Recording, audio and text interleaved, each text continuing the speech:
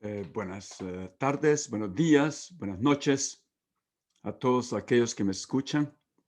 Este es Francisco Ruiz, hablándoles desde Boston. He estado haciendo estos episodios acerca de filosofía y estamos en la corriente filosófica llamada estoicismo, la filosofía de los estoicos. En este momento he estado disertando acerca de la filosofía de Séneca. Este es uno de los últimos videos acerca de la filosofía de Séneca. En este video voy a tratar de hablar acerca de unas cartas que Séneca le escribió a uno de sus pupilos, a uno de sus estudiantes, o tal vez uno de sus amigos, que se llamaba Lucilium. Y son unas cartas, unas epístolas que se titulan en este momento como unas epístolas morales a Lucilio. Séneca escribió estas cartas en sus últimos años de su vida. Ya había pasado unos 10 años asesorando al emperador Nerón. Y las cartas las dirige a esta persona llamada Lucilio, pero parece que son unas cartas escritas más ampliamente para una audiencia general. Y las cartas empiezan con una observación sobre la vida cotidiana y responden a una carta anterior que supuestamente Lucilio le manda a Séneca. Algunos historiadores académicos piensan que esto fue ficticio, que Lucilio no existió y que Séneca se inventó esta manera de escribir cartas para poder desarrollar la filosofía de los estoicos un poco más ampliamente. Bueno, de todas maneras, él escribió 124 cartas y habla de diferentes temas. Habla del ruido, habla de cómo hablar bien, habla de su asma porque para la enfermedad que Séneca padecía y por lo que se sentía morir todos los días, así como ustedes pueden conocer a algunas personas de su familia que tienen asma. Habla de cómo tratar a los esclavos propios, que él reconoce como iguales. Habla acerca de el arte de llegar a ser rico. No solo los que abrazan la filosofía pueden llegar a ser ricos. Espíritu. Habla de la influencia de las masas, ¿no? Hay que huir de las masas, dice Séneca. Así que las cartas, y también habla de la muerte. Las cartas incluyen amplios conceptos de la filosofía de Séneca. Y es una muestra de una filosofía ecléctica que Séneca tenía, y también hasta proporciona valiosa información de los contemporáneos de Séneca en Roma, para nosotros saber quién está viviendo en el imperio de Roma, en ese momento. Menciona cómo se retiró de la vida pública, pero ya nosotros sabemos que se retiró porque le tuvo miedo a Nerón. Y ya sabemos que Nerón mandó a que se suicidara. Él está escribiendo estas cartas 62 años después de Cristo. Las cartas las ordenó en 20 volúmenes manuscritos. Y estas cartas constituyen la obra más larga de Séneca, aunque están dirigidas a una sola persona. Ahora, el género de escribir cartas ya se había popularizado un poco con Séneca. Antes hubo otros filósofos, escritores que escribieron cartas. Cicerón escribió cartas. Epicuro escribió cartas. Platón escribió algunas epístolas también. Y Horacio también escribió algunas cartas. Pero la elaboración de las cartas de Séneca son mucho más altas que las otras cartas que habían pasado. Así que si uno piensa acerca de la literatura romana, el, el estilo epistolar de escribir epístolas llega al culmen en Roma con Séneca. No, Séneca escribe que a menudo que está respondiendo a las cartas de Lucilio, pero parece que no es cierto.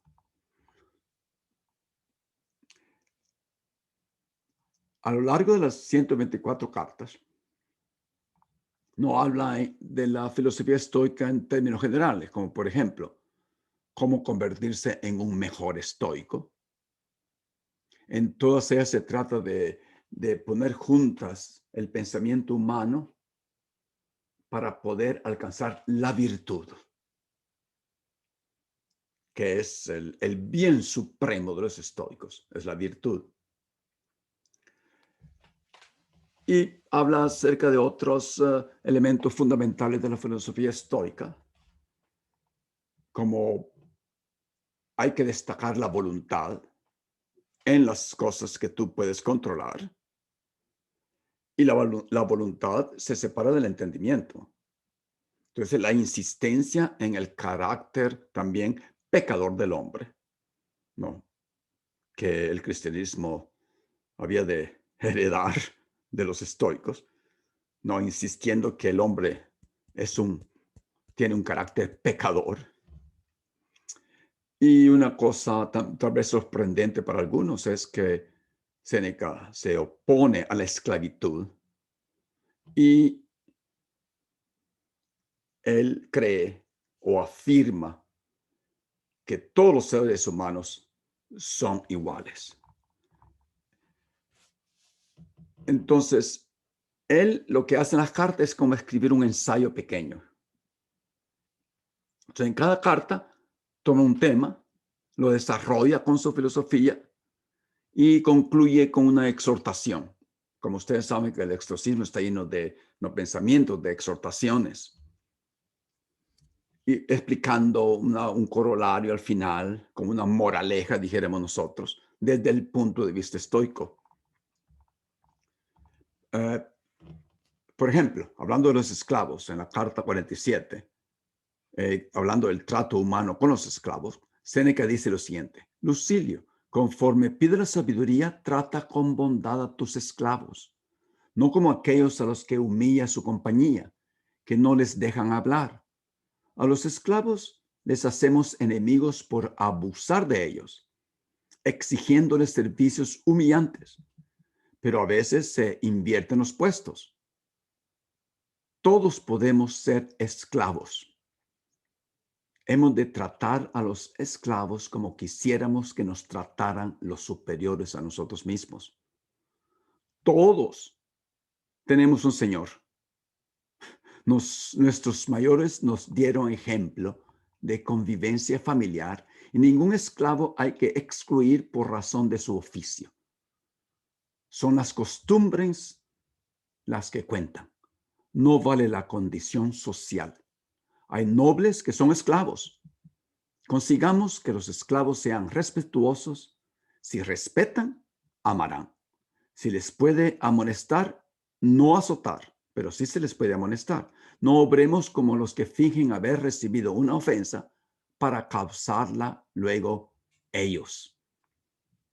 Lucilio debe perseverar en su buena disposición.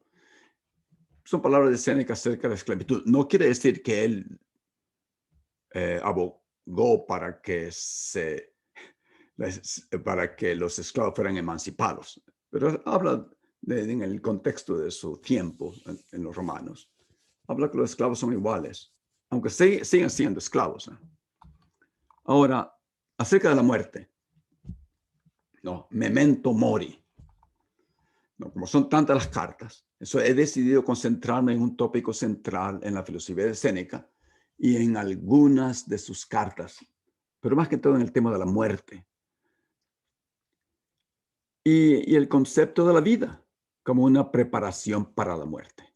Entonces, ya conversamos acerca de la muerte en mis episodios que hablamos de la brevedad de la vida, del otro ensayo de Séneca.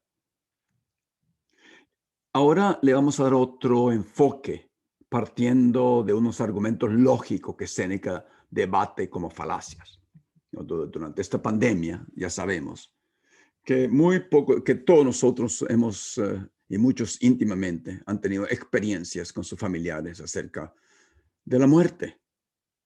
Nos hemos encontrado cara a cara con la muerte y hemos meditado largamente acerca del significado de la muerte en nuestras propias casas durante la pandemia. Tanto es así que una de las monjas aquí en Boston se ha hecho un poco popular. Es una monja paulina que comenzó una campaña a través de sus redes sociales, de Instagram, de WhatsApp, de Facebook, con el propósito de que todos sus seguidores piensen en la muerte todos los días para poder aprovechar el presente. No una filosofía estoica de esta monjita, ella se llama Alicia. Ella ve esa actitud como una de las más cristianas que pueden haber. Les comento esto porque acaba de salir en los periódicos aquí en Boston. Los seguidores de esta monjita, que tiene miles de seguidores, compran calaveras que la ponen arriba visiblemente en sus escritorios, no siguiendo los directivos de la monjita, para que nunca se les olvide que tienen que morir. Y que pueda ser que ocurra ese mismo día. Memento mori, acuérdate de la muerte. Entonces la hermana Alicia, cuando la entrevistaron, dice que ella rechaza cualquier sugerencia de que la práctica sea mórbida. El sufrimiento y la muerte son hechos de la vida. Centrarse solo en lo brillante y esplendoroso es superficial y poco auténtico, dice la monjita Alicia. Tratamos de reprimir el pensamiento de la muerte, a escapar de ella, a huir de ella, porque creemos que allí es donde encontraremos la felicidad, dice la monjita. Pero en realidad es al enfrentar las realidades más oscuras de la vida que encontramos luz en ellas. Esta monjita no dice que es estoica, pero parece como está repitiendo a Séneca. Entonces, la práctica de la meditación acerca de la muerte, ¿no? Una meditación regular, tiene su propia historia. Ella no es la única que ha dicho eso. Había un santo, San Benito, creo, San Benito, mandaba a todos sus monjes en el por ahí el siglo VI, a mantener la muerte diariamente ante sus ojos. Eso decía San Benito. Y para los filósofos griegos, no solamente para los latinos o romanos como Séneca, para los filósofos griegos, el de ser un filósofo, gran parte era aprender a vivir pensando en la muerte. Había que aprender cómo morir. Esto no es muy diferente del pensamiento budista en este momento para aquellos que siguen el budismo y practican el budismo, o que, como por ejemplo el Dalai Lama, ve a la muerte como una parte de la vida. No hay por qué temer a la muerte. Ese es un proceso como cualquier otro.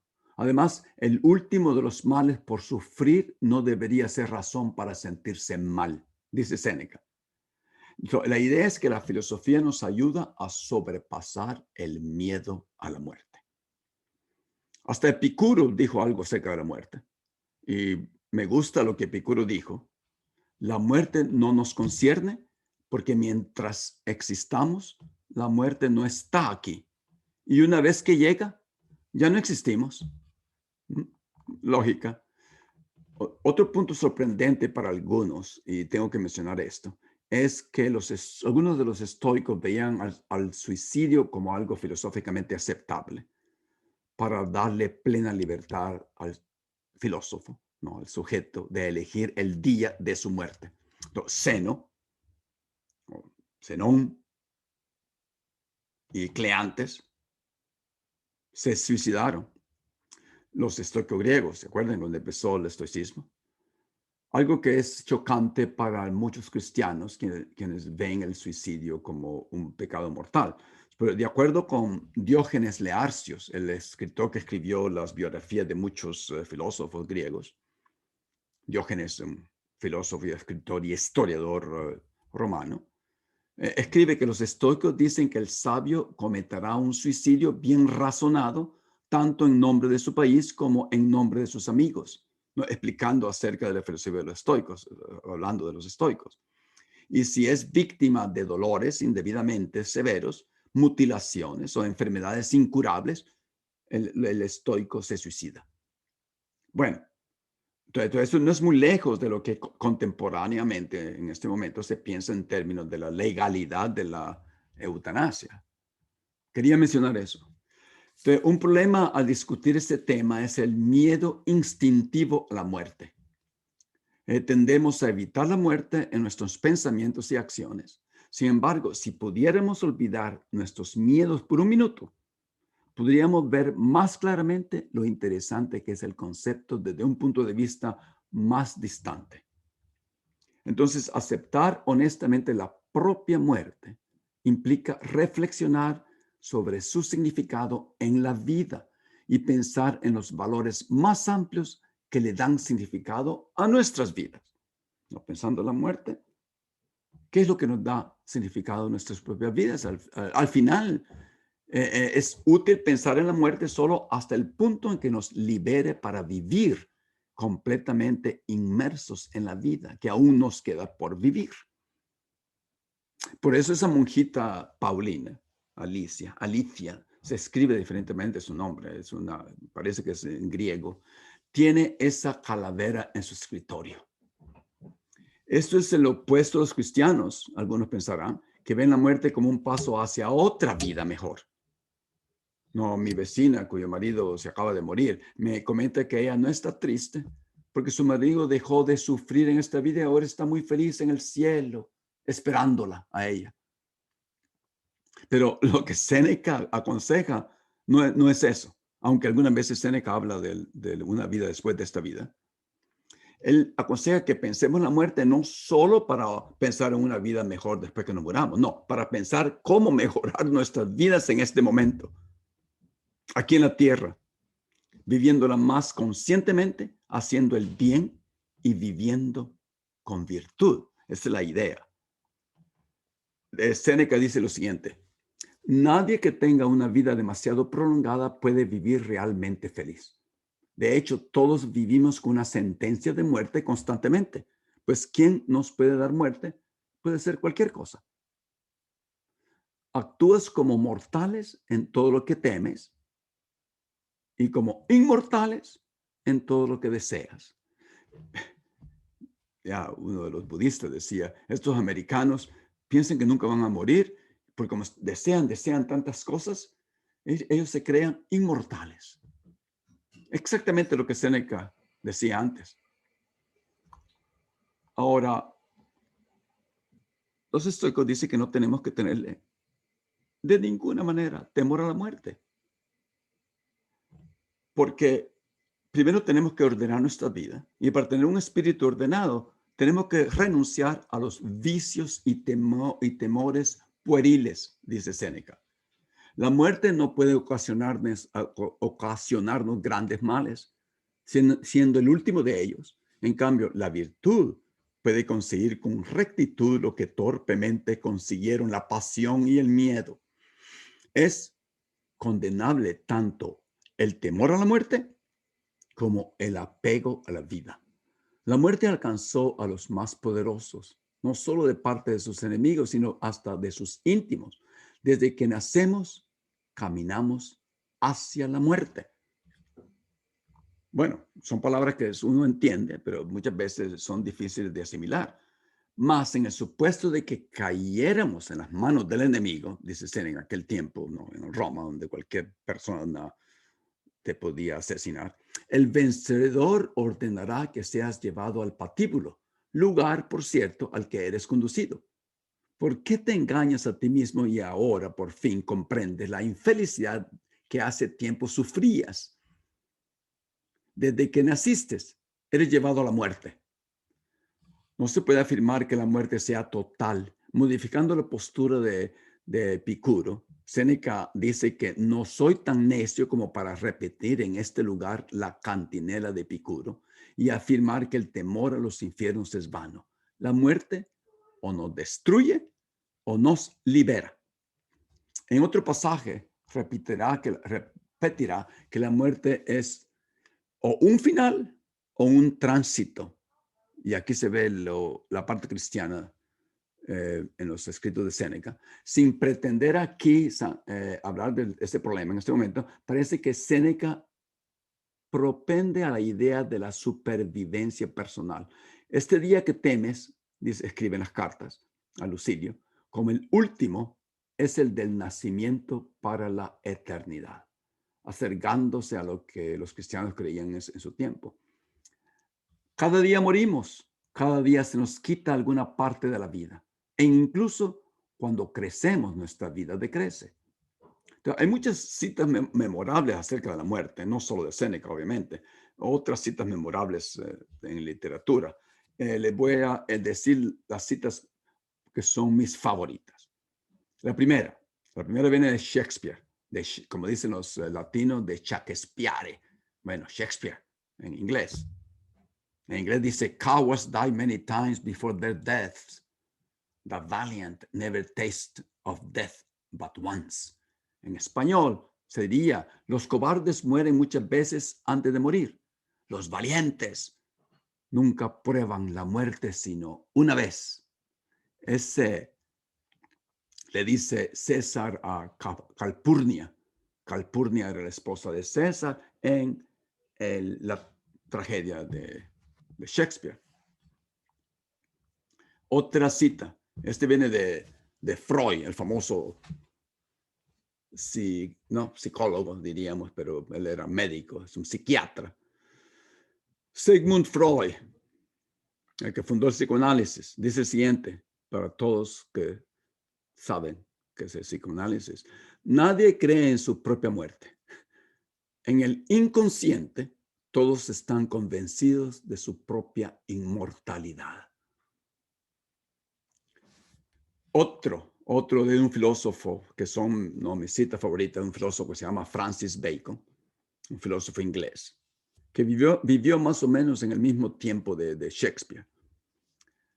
Dice, la muerte es amiga nuestra y el que no está dispuesto a entretenerla no está en casa. Ahora, viene la cita que vamos a discutir un poquito más, es la cita de Zenón de Sitio, otro estoico, que fue el primer estoico, el fundador del estoicismo. Y es un silogismo que él usa. Y dice, ningún mal es honorable, pero la muerte es honorable. Por tanto, la muerte no es mala. Este es el silogismo que a Séneca no le gusta y ya vamos a explicar por qué. No le parece correcto ese silogismo de Zenón a Séneca y lo escribe en una de sus cartas a Lucilio. Pero antes de hablar de la muerte de lleno, veamos cómo están estructuradas sus cartas a Lucilio. Primero, entendemos que la razón, el ejercicio de la razón, es el carácter, el elemento controlador, el carácter argumentativo de la filosofía de los estoicos. Y por supuesto que va a ser también de las cartas que Séneca le escribe a Lucilio. Porque hay dos aspectos en las cartas. Primero es un aspecto como asimilar los principios y preceptos de la filosofía estoica, la doctrina estoica, cómo asimilarla. Y el segundo es un aspecto que Séneca usa de argumentación, cómo razonar acerca de esos preceptos. Pero él pone estos argumentos, esta argumentación, porque lo pone en contra de unos filósofos famosos en ese tiempo que se llamaban dialécticos, que se llamaban retóricos, que usaban la oratoria con muchas flores. Y a Séneca le parece que esos filósofos lo que hacían más es enredar las cosas, así como Zenón, que enredar las cosas y no explicarlas bien con un lenguaje llano, un lenguaje simple.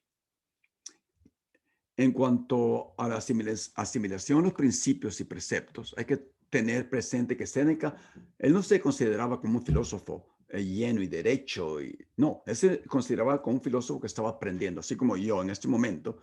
Yo no soy un filósofo, ni soy, no soy nadie. Yo estoy aprendiendo acerca de la filosofía y por eso estoy haciendo estos episodios para compartir lo que yo estoy aprendiendo con ustedes y lo que he estado aprendiendo a hacer durante la pandemia.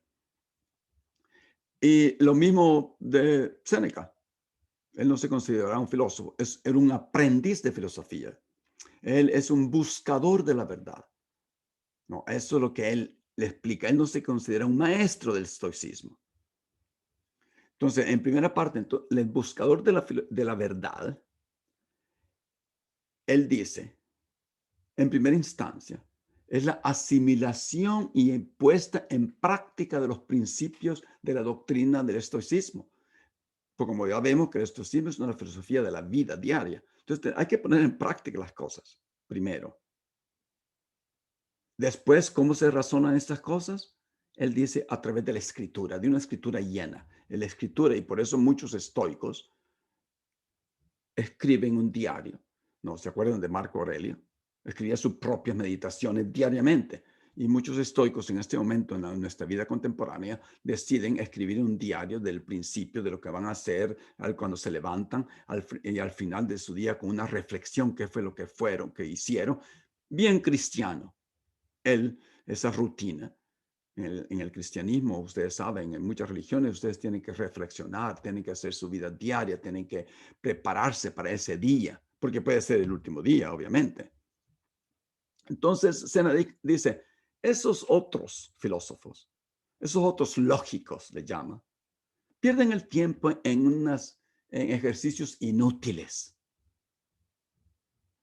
Pierden el tiempo en palabras. Ponen ornamentos en sus oratorios y silogismos que uno no tiene que poner. En latín, él dice, non est ornamentum virili concinitas. Me gusta la palabra concinitas en latín. Dice, el rebuscamiento no es un adorno varonil. Y el rebuscamiento con chinitas quiere decir ese rebuscamiento, ese florecimiento de cosa. Eso no es parte esencial, dice Séneca, en la filosofía. Entonces, el silogismo que vamos a hablar, lo voy a repetir, es el de Zenón de Sitio, el primero, el creador del estoico, que dice, ningún mal es honorable, pero la muerte es honorable, por lo tanto, la muerte no es mala. Entonces, primero, en las cartas, lo que Séneca hace para poder hacer un resumen de lo que acabo de decir, él da unas advertencias, unas opiniones acerca del tema. Después da algunos argumentos para discutir y algunas objeciones de su propio argumento. Responde a las objeciones. Y como dije, él concluye con una exhortación. Ahora, hablando de esos que le dan florecimiento, esos retóricos, esos sofistas, él dice es que son unas falacias. Y cuando yo pienso en falacias, lo primero que pienso es lo que está pasando en este momento en el mundo político en México, en Estados Unidos, pasaba mucho más antes que ahora, en la última administración, pero veo que algunas veces sigue pasando fuertemente en México, políticamente, con esos pensadores que usan esas falacias. Y Seneca dice, eso perjudica, porque lo que están haciendo es derrotando el tiempo de la vida en entretenimientos y engaños. Entonces, Séneca dice, en cambio, la transparencia y la sencillez dicen bien con la bondad. Hay que ser transparente y sencillo. Entonces, hay que tener una escritura y hay que hablar que con ciertas exigencias morales, pero no con exigencias retóricas. Porque la filosofía para Séneca no es el fin de la vida, sino un medio y camino hacia una vida feliz. Y el problema, la inquietud humana es que confunde los medios con el fin. Así que si comienzan a hacer silogismos con muchas flores, muchos ornamentos, eso no sirve. Esos son los medios y están poniéndole mucho énfasis a esos medios, confundiéndolos con el fin. Así que para escribir o para hablar sería que hacer un ejercicio en el dominio de sí mismo, una puesta de orden en sí mismo y, en otros términos, un fortalecimiento del principio rector racional de la moralidad. Entonces, para argumentar, a Séneca no le parecen esos silogismos que confunden a la gente. A eso también le llaman la dialéctica, ¿no? Que confunde a la gente, que solo se atiene a este proceder acerca de muchos artificios sofísticos. Y entonces al interrogado, a la audiencia, al final se siente, si piensa un poco, se siente engañada, dice Séneca. Son arrastrados a la confesión y una cosa responde a otra cosa y son engañados. Entonces, Séneca lo que está hablando aquí es el procedimiento de esos cínicos, de esos sofistas. Es embaucar a la gente, enforzar a que la gente diga, oh, sí, sí, estoy de acuerdo con ustedes. No, a través de esos enlaces artificiosos. En latín, Séneca le llama artifici nodos, que no garantizan un pleno convencimiento. Ahí está el problema. Los silogismos pueden ser lógicos, pero mentirosos. Esos no garantizan un convencimiento interno de las personas. Por eso es que los farsantes tienen una predilección para discutir con palabras bastante enigmáticas, algunas veces, y oscuras, perdiendo el poco escaso tiempo que tenemos en nuestras vidas. Por eso no le gusta el silogismo de Zenón a Séneca.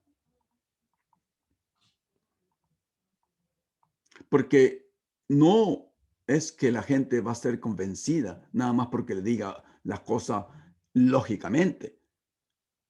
Como por ejemplo, repitiendo, ningún mal es honorable, pero la muerte es honorable. Por lo tanto, la muerte no es mala. Séneca no está en contra de la lógica del silogismo, está en contra de usarlo solamente para convencer a las personas, sin que las personas definitivamente, porque no han hecho la práctica, no internamente, no compren lo que el silogismo está diciendo. Aunque pueda ser que el silogismo sea válido, puede llegarse a una conclusión válida. No, sí, no, sinceramente, pero a lo que Séneca no le parece sospechoso, es el procedimiento que echa mano al silogismo para forzar el asentamiento del interlocutor, sin lograr persuadirlo. Entonces, lo que está diciendo Séneca, limitemos esa parte de hablar. Yo voy a escribir llanamente, simplemente, directamente, francamente, transparentemente. Eso es lo que Séneca le está diciendo a Lucilio. Es lo mismo que estamos viviendo en este momento, tengo que repetirlo. Mi hermano me lo repite constantemente a mí, me dice que él es un hombre de la calle y que cuando oye a los intelectuales hablar y a esos pensadores políticos que creen que saben mucho, usando tal vez silogismos muy bien ordenados y floridos, pero verdaderamente vomitando, como se dice en inglés, fake news. Puras mentiras, ¿no? Que fuerzan a la gente a creer en mentiras. Entonces, es mejor para evitar eso, si de verdad somos honestos, usar un lenguaje simple y aferrarse al tema de la discusión, como el tema de la muerte. ¿No? El tema capital de la doctrina estoica es la indiferencia a la muerte. Y Séneca se propone ir más allá de las simples palabras para cumplir un deber principal de la filosofía, a través de la renuncia de los bienes externos y conocimiento propio y de la naturaleza. La filosofía debe erigirse como muro invencible contra los males y contra el temor a la muerte. Me gusta eso. En latín, él dice, filosofía circundata est.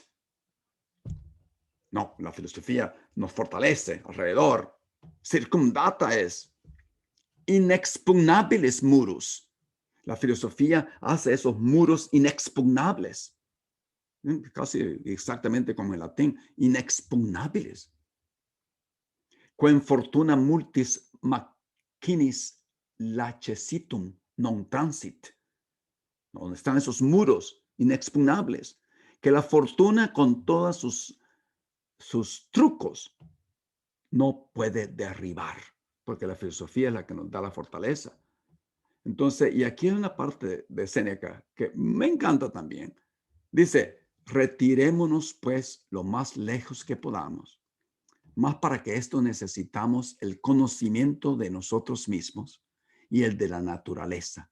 Necesitamos saber dónde hemos de ir, de dónde venimos, conocer lo bueno, lo malo, lo que debe buscarse, lo que se debe evitar.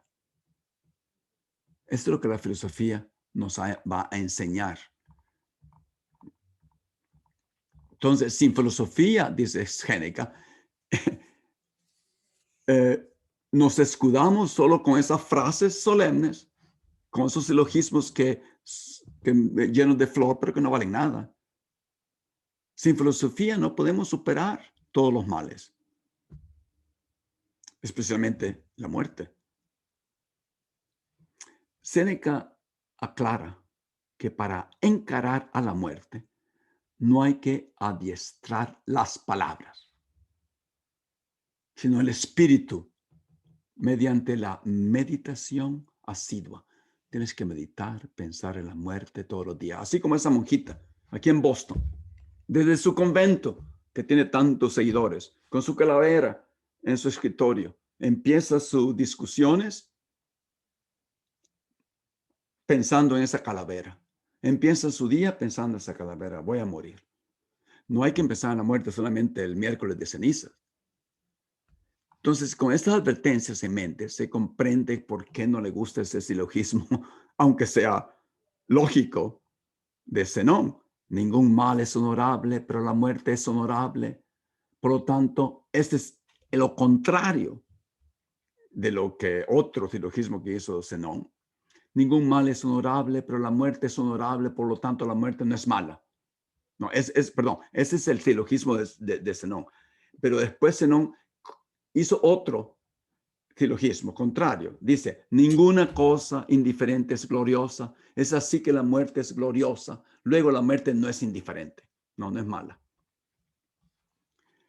Pero también para forzar la respuesta del interlocutor sin atender a su propio convencimiento. Ese es el problema de Séneca en contra de estos pensadores y estos mentirosos. Entonces, Séneca no está en contra de la lógica. Lo que está es en contra de hacer la lógica el propósito central para babosear a la gente, en otras palabras. ¿No? Él dice por lo siguiente, se elogia no la pobreza, sino a aquel a quien la pobreza no humilla ni doblega.